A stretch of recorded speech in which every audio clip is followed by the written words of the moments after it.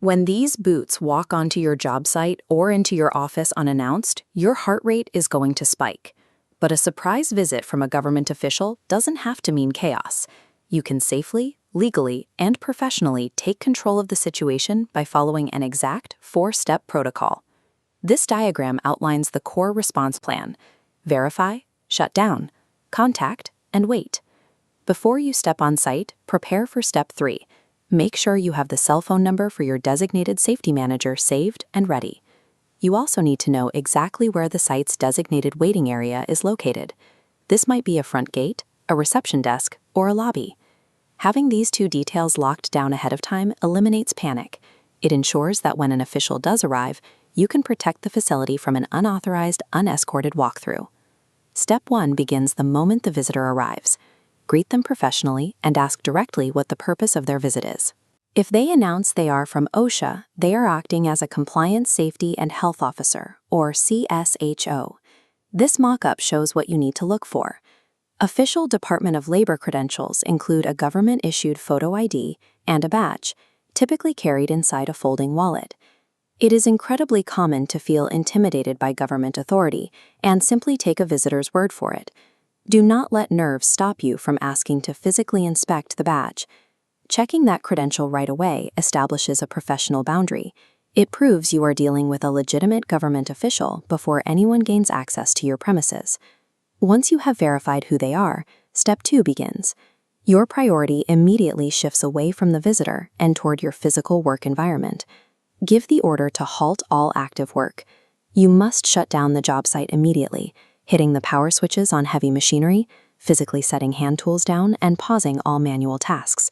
The worst mistake you can make right now is trying to quickly finish a task while the inspector is standing there watching you. By halting operations immediately, you freeze the site's physical and legal state. This guarantees that no new safety hazards can occur right in front of the inspector. With the site completely quiet, it is time for step 3, activating your chain of command. Pull out your cell phone and call your designated safety manager. Tell them OSHA is on site. The core requirement of this phone call is simple. You need to ask the manager to come out and meet the inspector immediately. This timeline visualizes the last vital information needed before hanging up, a live estimated time of arrival, or ETA. Ask exactly how long it will take to arrive. Leaving a voicemail or text is entirely unacceptable. You need a live response. Securing a live ETA ensures that the legal burden of the inspection will definitively be transferred to authorized management within a specific known timeframe. With management officially on the way, you enter step 4. You have to manage the inspector during the waiting period. Escort the inspector to the designated waiting area you identified. Politely inform the inspector that they need to wait in this specific area until management arrives. As shown, there is an absolute rule for this process. Under no circumstances do you allow the inspector entry into the worksite without management present.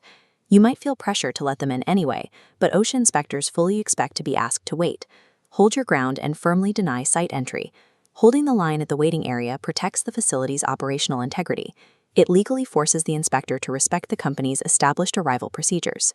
Look at the environment you have successfully created. Operations are safely halted, and the inspector has been verified and is waiting safely in the reception area. Your chain of command is also locked in. You have a live ETA and leadership is physically en route. When your manager arrives, your final action is simple.